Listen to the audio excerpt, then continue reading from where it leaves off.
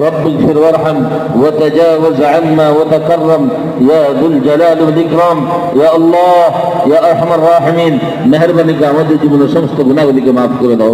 ইয়া আল্লাহ মেহেরবানি করে আমাদেরকে ঈমানে কামিল নসিব করো ইয়া আল্লাহ নিফাকের সিফাত আমাদের কলবের থেকে বের করে দাও আল্লাহ আমাদেরকে সত্যবাদীদের মধ্যে করে দাও ইয়া আল্লাহ তুমি মেহেরবানি করে আমাদেরকে আমাল সালেহ করার তৌফিক দান করো আল্লাহ তোমাকে ভয় করার তৌফিক দান করো